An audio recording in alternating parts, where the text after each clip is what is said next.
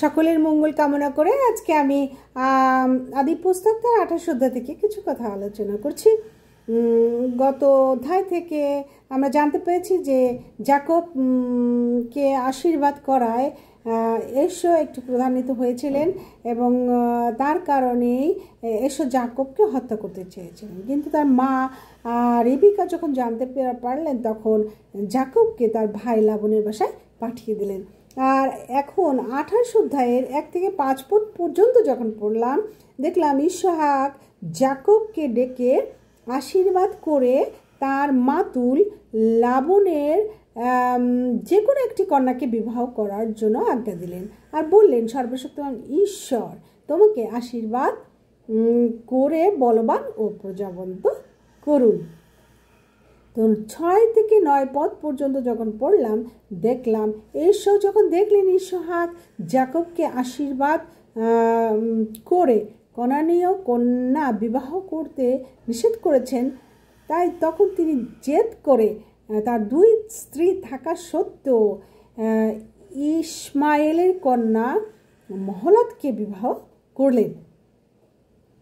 10 থেকে 17 পদে যাকব বেরশোবা থেকে বের হয়ে হারনের দিকে রওনা দিলেন এবং সূর্যাস্ত গেলে সেখানে একটি পাথরের উপর মাথা রেখে শুয়ে পড়লেন। আর যখন তিনি ঘুমালেন, দেখলেন স্বপ্নে যে গগন স্পর্শী একটি সিঁড়ি জগতের থেকে উঠে চলে গেছে, আর সেই সিঁড়ি দিয়ে স্বর্গদূতেরা ওঠানামা করছেন, আর সেই সিঁড়ির মাথায় সদাপ্রভু ঈশ্বর রয়েছেন। আর তিনি বললেন, আমি সদাপ্রভু আব্রাহম ও ইসহাকের ঈশ্বর, তুমি যে ভূমিতে শুয়ে আছো ইহা আমি তোমাকে ও তোমার বংশকে দেব।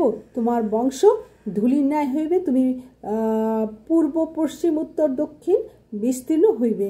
তোমাদের ও তোমার বংশের যাবতীয় গোষ্ঠী আশীর্বাদিত হবে, আর আমি তোমার সহবর্তী হইব, তোমাকে রক্ষা করিব। আর যাকবের ঘুম ভাঙলে তিনি বললেন, ঈশ্বর অবশ্যই এই স্থানে আছেন, এটা ঈশ্বরের গৃহ, স্বর্গের দ্বার। আর যখন 18 থেকে 22 পদ পর্যন্ত পড়লাম, দেখলাম যাকব সকালে উঠে সেই পাথরটির উপরে তেল ঢাললেন এবং সেইখানে জায়গাটার নাম বৈথেল রাখলেন।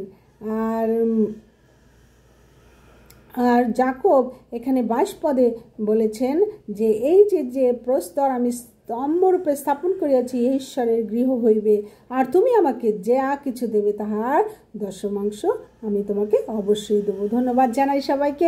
সবাই ভালো থাকুন, সুস্থ থাকুন। আসুন আমরা সবাই মিলে বাইবেল পাঠ করি এবং সেই অনুযায়ী চলি এবং আমাদের জীবনকে সুন্দর করি এবং সবাই একসাথে আমরা স্বর্গে, মৃত্যুর পরে স্বর্গে যাই।